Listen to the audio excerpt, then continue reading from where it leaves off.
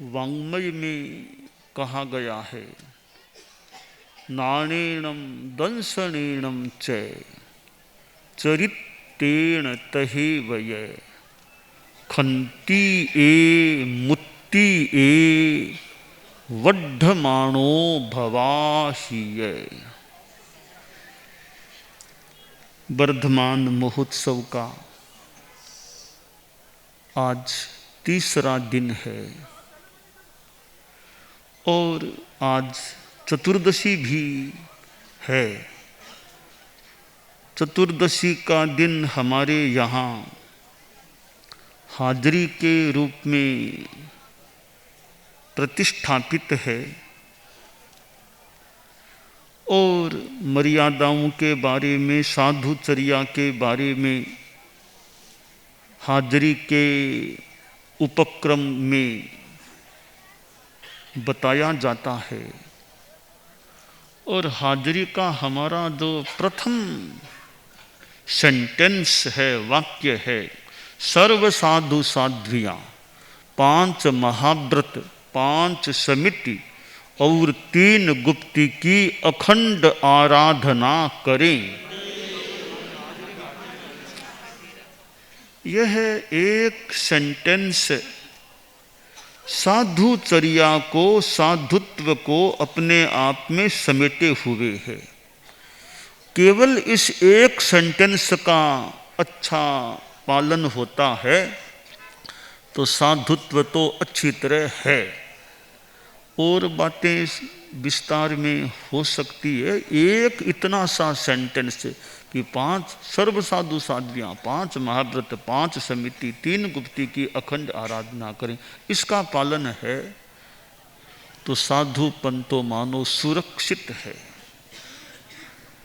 साधु जीवन में चित्त में समाधि रहे और अपने ज्ञान आचार, दर्शन आचार, चारित्र आचार, तप आचार, वीर्य आचार, इस आचार पंचक के प्रति निष्ठा और सजगता रहे, फिर तो खूब सहजानंद की स्थिति भी बन सकती है। संगठन की अपनी व्यवस्थाएं होती हैं। संगठन संप्रदाय भी हमारी साधना में सहयोगी बन सकता है, बनता है।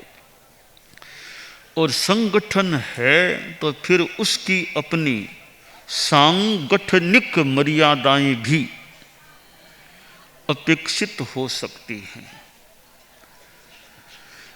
एक और जहां आचार की बात है, महाव्रत समितियां गुप्तियां, तो विचार की भी बात है कि त्याग धर्म, भोग अधर्म, व्रत धर्म, अव्रत अधर्म, आज्ञा धर्म, अनाज्ञा अधर्म, असंयति के जीने की वांछा करना राग, मरने की वांछा करना द्वेष और संसार समुद्र से उसके तरने की वांछा करना वीतराग देव का धर्म है। यह एक सिद्धांत या विचार है। तो आचार पक्ष, विचार पक्ष और तीसरा मर्यादा, सांगठनिक मर्यादा पक्ष की मर्यादा संगठन को सुरक्षित रखने के लिए और व्यवस्थित रखने के लिए बहुत उपयोगी हो सकती है कि सर्व साधु साध्वियाँ एक आचार्य की आज्ञा में रहें। विहार चतुर्मास आचार्य की आज्ञा से करें। अपना अपना शिष्य शिष्याएं न बनाएं। आचार्य भी योग्य व्यक्ति को दीक्षित करें। दीक्षित करने पर भी कोई अयोग्य निकले तो उसे गण से अलग कर दें। आचार्य अपने गुरु भाई या शिष्य को अपना उत्तराधिकारी चुने, उसे सब साधु साध्वियाँ सहर्ष स्वीकार करें। ये हमारे संगठन की मर्यादाएं हैं। मानो एक पिलर्स की भूमिका अदा करने वाली ये मर्यादाएं हो सकती हैं। और इन मर्यादाओं में भी संभवतः शिरोमणि मर्यादा जिसे कहा जा सके वह है सर्व साधु साध्वियाँ एक आचार्य की आज्ञा में रहें। और ये मर्यादाएं हमारे धर्म संघ में जो स्थापित हैं, तो एक कारण तो यही हो सकेगा कि संघ इतना सुरक्षित है। साधु जीवन को प्राप्त कर लेना बहुत बड़ी उपलब्धि हो जाती है। फिर साधु जीवन में चित्त में समाधि रहे, शांति रहे, इधर निर्लेपता रहे और परस्पर एक अच्छा व्यवहार रहे। अभी जो संतों ने यह सामूहिक गीत का संगान किया था, तो उस गीत में एक बात जो अग्रणी और सहवर्ती के संदर्भ में आई थी, और भी कुछ बातें हैं अग्रणी सहवर्ती के संदर्भ में आई है कि सहवर्ती का भी अपना महत्व है, अग्रणी का अपना महत्व है। यह अग्रणी सहवर्ती एक हमारी जो व्यवस्था है कि अग्रणी का अपना महत्व है। जहाँ हम अग्रणी को, जो न्यारा में अग्रणी हैं, आचार्य के प्रतिनिधि के रूप में रहने का उनको गौरवमय स्थान प्राप्त होता है। तो अग्रणी होना वह एक महत्वपूर्ण है। तो अग्रणी की आज्ञा का भी महत्व है। यहाँ तक है, प्राचीन काल में भी रहा, अभी भी कुछ है कि परिस्थिति ऐसी लगे तो अग्रणी अपने सहवर्ती को संघ से निष्कासित या पृथक कर सकता है, अग्रणी कर सकता है। यानी इतना पावर भी अग्रणी के पास है। वैसी स्थिति लगे तो मौके पर अग्रणी अब किसी सहवर्ती को संघ से निष्कासित कर सकता है। ठीक है, वापस लेना उसके हाथ की बात नहीं है, वो फिर आचार्य प्रवर का जैसा, पर वो निष्कासित कर सकता है। इतना हमारी व्यवस्था में एक पावर अग्रणी के पास है। हालांकि वर्तमान में तो ऐसा कदम जहाँ तक संभव हो सके बिना आचार्य प्रवर से इंगित प्राप्त किए नहीं उठाना संभवतः ज़्यादा ठीक है। वर्तमान की इतनी संचार की सुविधाएं हैं कि जहाँ MRI कराने के लिए भी अनापत्ति ली जाती है, CT स्कैन MRI के तो भी अनापत्ति लो, तो इतना बड़ा निर्णय लेने से पहले तो अनापत्ति लेना और ज़्यादा जरूरी और महत्व। फिर भी वैधानिक रूप में कोई ऐसी स्थिति आ गई और कोई इतनी अनुकूलता नहीं है कोई गुरुकुलवास से संपर्क करने की, तो अग्रणी को यह अधिकार है, वह सहवर्ती को संघ से निष्कासित कर सकता है। अर्थात अग्रणी इसलिए आचार्य का प्रतिनिधि है, तो प्रतिनिधि तो मौके पर अपने विवेक से जो निर्णय कभी लेना पड़े तो ले ले। तो यह अग्रणी की भूमिका बड़ी महत्वपूर्ण है। वो खासकर न्यारा वाले अग्रणी, ये न्यारा वाले अग्रणी को अधिकार है। तो अग्रणी के साथ सहवर्ती भी होते हैं, तो सहवर्तियों का भी बड़ा योग हो सकता है। एक क्षेत्र को संभालना है तो अग्रणी मुखिया है, तो सहवर्तियों का आनुकूल्यपूर्ण योग है तो कार्य करने में सुविधा हो सकती है। वरना अग्रणी का दिमाग तो सिंगाड़े को संभालने में ही ज़्यादा लग जाए कि उनके आपस में ठीक नहीं, उनके ठीक नहीं, वो बोलता है, तो अग्रणी का कुछ समय और कुछ शक्ति तो वो पारस्परिकता को संभालने में लग जाए, वो चिंता अग्रणी को न हो कि वो हमारे सब ठीक, हमें तो काम करना है। तो ये गीत में जो अग्रणी और सहवर्ती के संबंध के संदर्भ में जो बताया गया है, तो वह संबंध सहवर्ती अपनी जिम्मेवारी के प्रति जागरूक रहे और अग्रणी अपनी जिम्मेवारी के प्रति जागरूक रहे। हेमराज जी स्वामी जैसे अग्रणी संत, मुनि श्री हेमराज जी स्वामी सिरियारी वाले आचार्य भिक्षु के समय जो दीक्षित हुए थे, अब अग्रणी थे और उनके सहवर्ती भी कैसे, अग्रणी भी मानो सौभाग्यशाली हैं जिनको भावी आचार्य सहवर्ती के रूप में मिले। जयाचार्य जब छोटी उम्र में थे और मुनि अवस्था में थे, मुनि श्री जीतमल जी स्वामी वो उनको सहवर्ती मिले थे। एक भावी आचार्य के निर्माण में किसी अग्रणी का योगदान लगता है, तो अग्रणी के लिए बहुत अच्छी बात है कि संघ के भावी आचार्य को तैयार करने में वो पता नहीं वो भी कौन अपना श्रम दे रहे हैं, योग दे रहे हैं एक बाल साधु को अच्छा तैयार करने में, तो बहुत बड़ा योगदान है उनका कि एक ऐसे अच्छे मुनि को तैयार कर रहे हैं। अब साधियों में भी है जो इस गीत में जो कहा गया पीढ़ी की बात, कि एक अग्रणी के पीछे पीढ़ी यानी सहवर्ती इतना योग्य हो जाए कि भी पीछे भी मेरे योग्य सहवर्ती हैं कि वो भी एक अग्रणी की तरह अग्रणी के रूप में काम कर सके, इतनी योग्यता मेरे सहवर्ती में भी है। तो यह बहुत अच्छी बात है।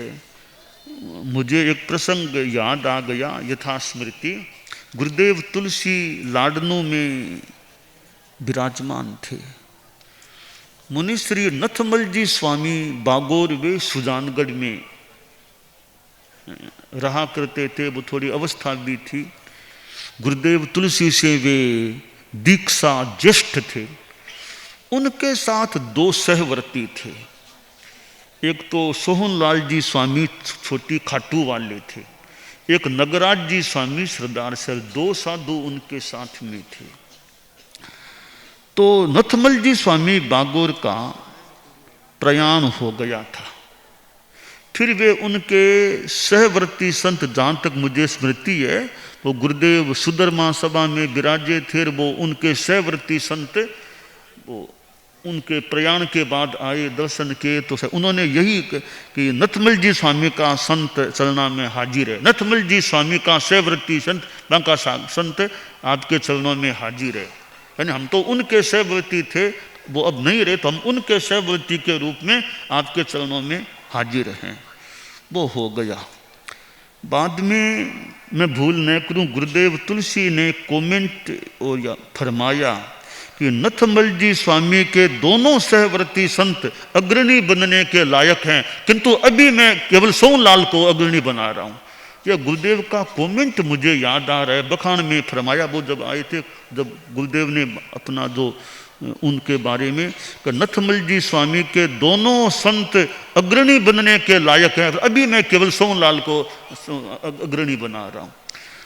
तो भी एक अग्रणी के सहवर्ती उनके लिए आचार्य फरमा दे कि दोनों ही अग्रणी के लायक हैं, इसका मतलब उन अग्रणी मुनि जी का भी एक बड़ा अच्छी बात है उनके लिए कि उनके दोनों सहवर्तियों को सर्टिफिकेट सा मिल गया कि दोनों अग्रणी बनने के लायक हैं।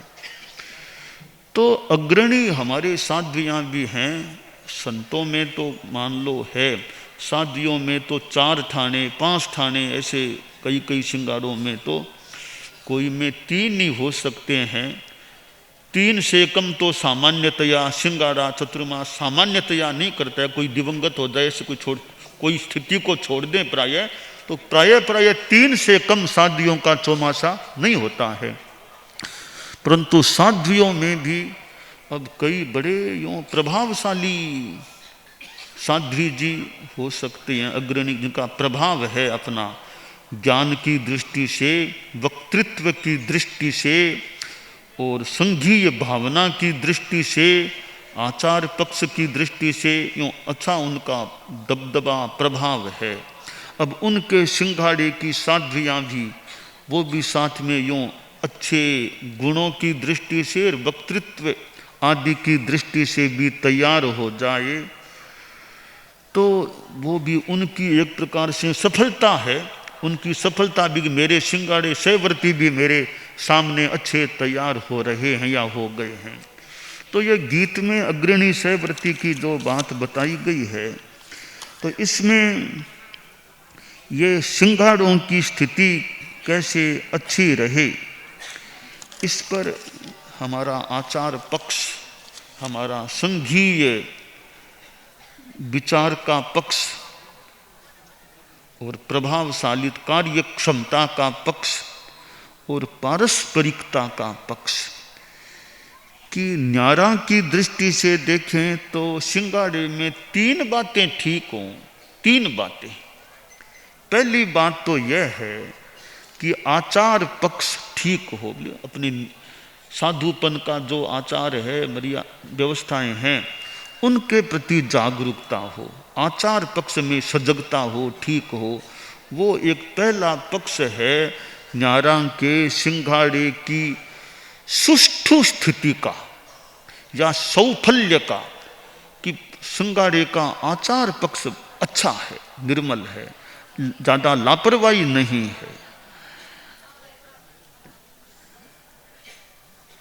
आचार पक्ष के अलावा दूसरा जो पॉइंट है वह है कि सिंगाड़े की पारस्परिकता कैसी है। 3 संतों का सिंगाड़ा है, 4 का भी कहीं कहीं कोई सिंगाड़ा कभी हो जाए, मिल जाए। एक सिंगाड़े में साध्वियों की संख्या सामान्यतया 4 कम से कम रहे तो बढ़िया है। संख्या की दृष्टि से यह 3 साध्वियों का सिंगाड़ा कोई आइडियल बात नहीं है। मुझे कोई पूछे, मैं सोचूं तो 3 सतियों का सिंगाड़ा रखना मजबूरी में 3 से भी कभी होती है व्यवस्था, पर वो 3 का संख्या का होना आइडियल बात नहीं। आइडियल बात कम से कम 4 साध्वियाँ एक सिंगाड़े में, साध्वियों के सिंगाड़े में हो तो व्यवस्था कुछ ठीक रह सकती है। 5 तो खैर बहुत आगे की बात है, हो जाए तो हो जाए 5 भी। कोई सिंगाड़े में 5 भी साध्वी जी, कोई में 6 भी मिल सकती है, कोई में और ज़्यादा मिल सकती है, पर सामान्यतया 4 की संख्या हो, उससे कम संख्या साध्वियों के सिंगाड़े में इतनी मुझे बढ़िया नहीं लगती है। बाकी तो व्यवस्था नहीं बैठती तो 3 से भी कभी व्यवस्था होती है। आगम के हिसाब से तो 3 को भी कल्पता है। आगमकार ने जो दिया है संभवतः हमारे शास्त्रीय दृष्टि से कि 3 का सिंगाड़ा कोई अकल्पनीय नहीं है, परंतु थोड़ी ऐसे आगमकार के हिसाब से 3 चलेगा, 3 का सिंगाड़ा। पर हमारे 4 हो तो और सुविधा हो जाए, थोड़ी कार्य आदि में कुछ और भी सुविधा ठीक रहे, 4 हो तो। 3 को तो हमें कादाचित माने, 3 तो कादाचित रखना पड़े। सामान्यतया तो 4 साध्वियाँ हो तो वो अच्छी बात संभवतः हो सकती है। तो पहला पक्ष आचार पक्ष अच्छा रहे।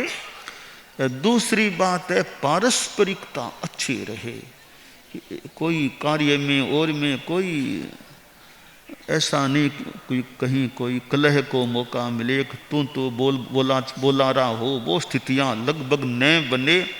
एक दूसरे के पूरक, एक दूसरे के सहयोगी बनकर रहें। कि एक तो प्रतियोगी, एक सहयोगी, गीत में भी उपयोगी शब्द भी दिया है। तो प्रतियोगी के उनको बार बार बोलने का मौका मिले, मुझे क्यों नहीं मिला मौका, कि उनका इतना नाम है तो मेरा क्यों नहीं है।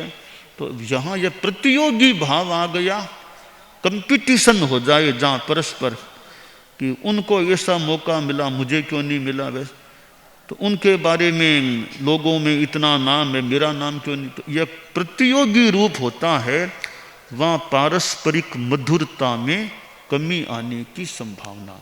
पर सहयोगी बने, प्रतियोगी सामान्यतया न बनकर सहयोगी बने एक दूसरे के, वो काम इन्होंने किया यह काम मैं कर लूँ, यह सहयोगी की भावना। कि कोई बारी बट्टा का लिखा हुआ व्यवस्थागत भले पड़ा है कि यह काम उनका, बाकी मौके पर कुछ नहीं, कोई काम वो सामने लगा वो काम कर लिया। कि जोड़ी करना तुम्हारा काम है, धड़ा जगह साफ करना तुम्हारा काम है, लूना मंडलिया धोना तुम्हारा काम, सामान्यतया ठीक है, बाकी सामने जो काम पड़ा है तुम कर लो, क्या बात है, वो और काम में लगा है तुम ये काम कर लो। तो यह बारी बट्टा सामान्य रूप में ठीक है, बाकी मौके पर इतना वो पारस्परिकता का अच्छा रूप हो, कोई काम कर ले संपन्न हो जाए, काम अच्छी तरह सुसंपन्न हो जाए। तो यह पारस्परिकता अच्छी रहे। विनय का भी संस्कार हो कि हमारी बोली चाली में, बोल चाल में कैसा हो रहा है। बड़े हैं तो आप बोलो, दीक्षा पर्याय में बड़े हैं तो आप बोलो, थे नहीं बोलना चाहिए। दीक्षा में पर्याय में बड़े को थे नहीं बोलना चाहिए, आप बोलना चाहिए। हाँ, छोटे हैं उनको थे बोल दो, तो मौके पर तुम भी बोल दो तो बोल दो, कोई खास बात नहीं, बहुत छोटे हैं तू ही बोल दो। पर छोटे का कर्तव्य है कि बड़ों को तू नहीं, थे नहीं, आप का प्रयोग किया जाए। अब सिंगाड़े में अग्रणी है वो, यह भी छोटे का भी विकास हो, ज्ञान का विकास हो, फिर थोड़ा समय हो गया, अब वक्तृत्व का भी उसे मौका मिले, बोलने का इसका क्रम अच्छा बने। कई बार छोटा ज़्यादा पढ़ा लिखा वो बढ़िया भाषण देता है, तो अग्रणी ये सोच ले कि ये ज़्यादा बोलेगा तो मेरा प्रभाव कम पड़ जाएगा, इसको ज़्यादा नहीं बोलने का मौका दें ताकि मेरा प्रभाव कम न हो। अब यह भावना भी आ जाए कि तो सहवर्ती बोलता बहुत बढ़िया भाषण देता है, तो लोगों में इसका ज़्यादा नाम बहुत बढ़िया बहुत बढ़िया बहुत बढ़िया, इसलिए इनको ज़्यादा नहीं बुलाना, मैं बोलूँ हम तो इनका ज़्यादा नाम न। तो यह भावना आ जाए। तो द्रव्य क्षेत्र काल भाव की बात अभी छोटों को भी ठीक है ना, मैं तो हमारा ही तो सहवर्ती है, कोई बात नहीं, हमारे सिंगाड़े का ही नाम है। तो छोटों को भी औचित्य के अनुसार वो आगे बढ़ने का, विकास का मौका मिले। वो पारस्परिकता, ईर्ष्या न जागे, सहवर्ती आपस में सोचे इनको मौका दे दिया मुझे मौका नहीं दिया, तो ईर्ष्या न हो भी ठीक, ये अच्छा बोलते हैं तो इनको मौका मिले, कोई बात नहीं। सब में एक समान गुणात्मकता होना जरूरी नहीं है। तो आचार पक्ष और पारस्परिकता अच्छी, यह पक्ष। तीसरा, न्यारा के जो सिंघाड़े हैं वो श्रमशीलता रखें, श्रम स्वास्थ्य को ध्यान में रखते हुए अवसरानुसार श्रमशील रहें, मेहनत करें। कि न्यारा में है तो घरों को भी संभालना, कहीं दर्शन देने जाना, तपस्या के लिए प्रेरणा देने के लिए जाना, तो कहीं कोई का बीमार तो भी दर्शन दे दें, मंगल पाठ सुना दें। और कभी व्याख्यान में तुम आए नहीं, थोड़ा ध्यान रख ले, कल व्याख्यान में क्यों नहीं आए, क्या बात हुई, कल क्यों नहीं आए, थोड़ा पूछताछ भी करते रहें, तो उनमें थोड़ी प्रेरणा जागे। और यह सिखाने का, तत्वज्ञान सिखाने का और का थोड़ा प्रयास चलता रहे, तो श्रमशीलता रहे। ये तीन चीज़ें न्यारा के सिंगाड़ों में, चाहे साधियों का सिंगाड़ा हो चाहे संतों का, तीन चीज़ें हैं, तो आशा है वो सिंगाड़ा काफ़ी एक सौफल्य वाला, सफल हो सकता है। संतों के सिंगाड़े में चार इतना जरूरी नहीं है, साधियों के लिए चार ठीक है, संतों के तो तीन है तो ठीक है, बस तीन संत है एक सिंगाड़े में तो सफिशियंट है, पर्याप्त है। तीन संत न्यारा के सिंगाड़े में, दो भी काफ़ी ठीक है, दो से भी संतों का काम चल सकता है। हमारे कई सिंगाड़े आज की डेट में दो दो के सिंगाड़े हैं। आज की डेट में कई सिंगाड़े, ग्रुप कह दो, सिंगाड़े कह दो, वो दो दो से विचरते हैं और यूँ दो दो से भी काफ़ी काम करने वाली अच्छा कर लेते हैं। फिर भी तीन हो तो और बढ़िया हो सकता है, तीन संत एक सिंगाड़े में रहें। तो ये न्यारा के सिंगाड़ों की बात है। गुरुकुलवास में जो साज हैं, वर्ग हैं, उनकी स्थिति थोड़ी भिन्न होती है कि गुरुकुलवास में सामान्यतया न तो उनको आज्ञा आलोचना देना है सामान्यतया, न कोई सब पर क्षेत्र को संभालने की इतनी सब पर जिम्मेवारी होती है सामान्यतया, और तपस्या आदि के लिए सब पर जिम्मा कोई कोई पर, बाकी सब पर वो भी जिम्मा नहीं है। तो गुरुकुलवास के साज हैं, उनमें भी पारस्परिकता तो अच्छी वाली बात है ही, आचार पक्ष की बात है ही, श्रम उनका अपने ढंग से हो सकता है। गुरुकुलवास में अन्य ढंग से कई यहाँ के कार्य होते हैं, उनमें उनका श्रम। अब और तो क्या, अब स्थान निर्धारण का कार्य है। अब यह भी कि गुरुकुलवास में संत हैं, अब संतों को जगह धराना एक वो भी सेवा का काम ही है। इतने संतों की और की सबकी जगह का ध्यान देना, तो जगह धराना, पहले कमरे कमरे कुछ ध्यान देना पड़े, कितना विभाग संभाग देख दिखा कर सारी व्यवस्था करना, तो जगह का निर्धारण करने का भी कार्य है।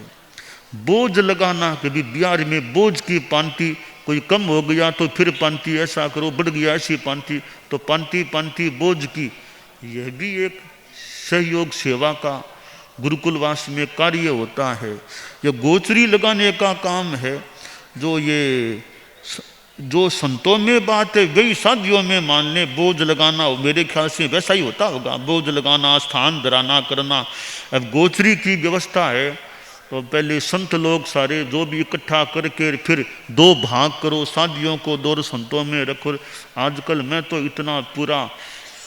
इतना मेरे काम भी कम पड़ता होगा गोचरी और की व्यवस्था का, फिर भी सामान्यतया तो ध्यान में है ही, क्योंकि आजकल तो थोड़ा का भी वो कुछ अंशों में स्वतः संचालित नाड़ी तंत्र की तरह काम चलता है, स्वतः संचालित नाड़ी तंत्र। तो अब गोचरी की है तो मेरे पास कोई ज़्यादा कोई कभी कभी कोई बात आ जाए, ताकि साधियों को कौन सी गोचरी दी, संतों में कौन सी दी, ज़्यादा कोई मेरे पास कोई बात नहीं है। अब वो जैसा करते होंगे, फिर संतों में विभाग, फिर साधियों की अपनी व्यवस्था होती होगी।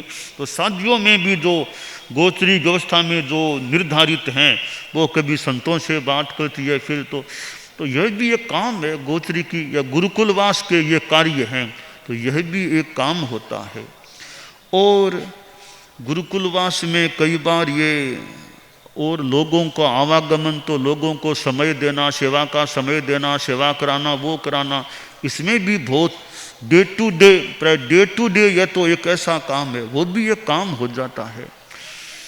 इसके अलावा गुरुकुलवास में कई आगम का काम चले और कोई साहित्य का, यह भिक्षु वांग्मय का भी बरसों से चल रहा है। इधर आगमों का गुरुदेव तुलसी के समय से वो आज भी हमारा काम अभी भी चालू है। तो कई चारित्रात्माएं उस आगम काम में है, कई बार मेरे पास बैठते हैं और वे मुझे सुनाते हैं, मैं फिर बताता हूँ भी ऐसा करना, ऐसा ठीक।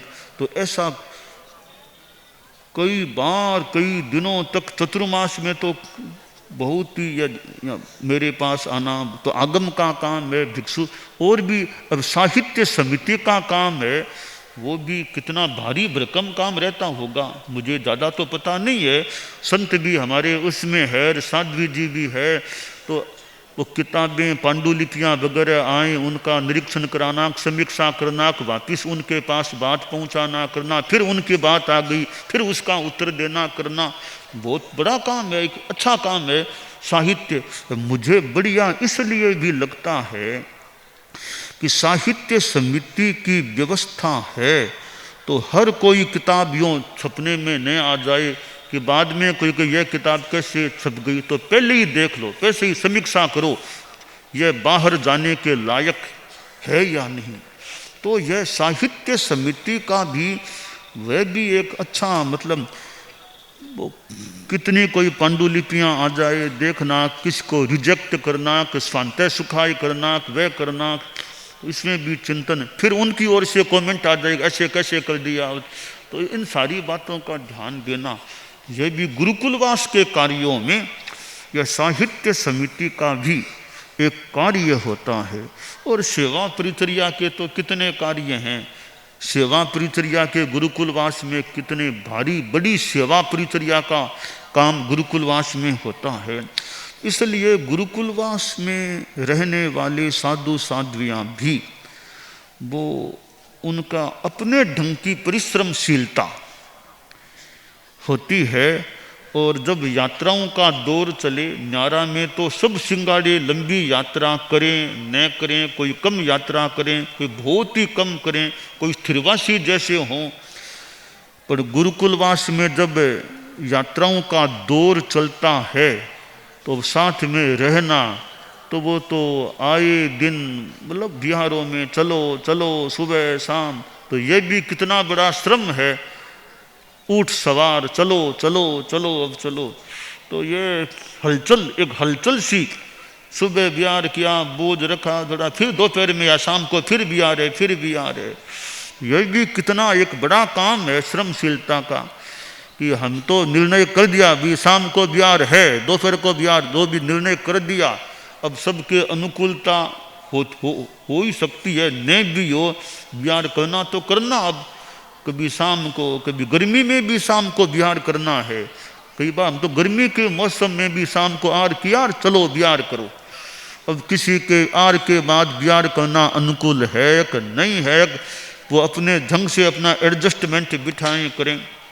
कल का बिहार लंबा है कि हम तो लंबा बिहार कर लें, अब कई चारित्रात में इतना लंबा हो नहीं सकता, उनको अलग से शाम को बिहार करना पड़े। तो गुरुकुलवास में यह इतनी श्रमशीलता जब यात्राओं का क्रम चले तब हो सकती है। और इसके सिवाय कभी कभी कभी यह नियम, कभी यह व्यवस्था, अब यह नियम बन गया, अब यह नियम बन गया, तो वो नियम नियम नियम उसमें रहो। गलती कर दी तो फिर कभी पूछताछ, ऐसा कैसे किया, कि तुम क्यों नहीं आए, बोलो कैसे, या क्या बात हुई। तो वो नियम नियम का ऐसा डंडा सा कभी कभी रहता होगा कि आज ये नियम बन गया, कल वो नियम ऐसा हो गया। तो इन सब के साथ जीना, इन सब में जीना, तो यह गुरुकुलवास में रहना कभी किसी के लिए तो कठिन काम हो सकता है। पुराने ज़माने में तो हमने सुना, गुरुदेव से सुना होगा, आचार्य महाप्रज्ञ जी से, कि पहले कई तो सिंगाड़े आते ना, वो ज़्यादा लंबा गुरुकुलवास में रहना नहीं चाहते, कि आए महोत्सव के दिनों में आ गए, महोत्सव हो गया कि गुरुजी दीजो माने सीखड़ी, दीजो माने सीखड़ी, अब सीख दो, विदाई दो यहाँ से, कि वो ज़्यादा लंबा रहना नहीं चाहते। कोई कोई सिंगाड़े गुरुकुलवास में आ गए, कुछ दिन रह गए, महोत्सव हो गया, चौमासा फरमा दिया, अब माने दीजो माने सीखड़ी, अब बिहार करें यहाँ से बस। कि गुरुकुलवास में रहना सबके लिए सूट नहीं भी करे। परंतु इस बार तो मैं इस बार क्या पहले भी देखा होगा कि कई शादियों के तो शायद ज़्यादा हमें योगक्षेम वर्ष में रखना, हमें रखना, हमारी इच्छा है, उनकी तो शादियों की ओर से तो ज़्यादा मांग आई लिखा है कि हमें मौका देना, मौका देना, मौका देना। तो ये गुरुकुलवास में यहाँ की व्यवस्थाओं में साल भर रहना हो अगर, पर वो भावना अच्छी बात है भी कि थोड़ी कठिनाई होगी तो वहाँ भी मान लो रह जाएं, थोड़ा स्थान जितना जैसा मिले, गोचरी पानी अच्छी तरह मिले, कभी कोई मान लो कम बेसी कुछ हो जाए, और फिर यहाँ तो पूछताछ, ऐसा क्यों किया, वैसा क्यों किया, वो सेवा क्यों कराई, वो ऐसे कई बातें बार बार कहने की और की। इन सारी परिस्थितियों में गुरुकुलवास में रहना, बरसों तक रहना, यह भी एक संभवतः विशेष बात है।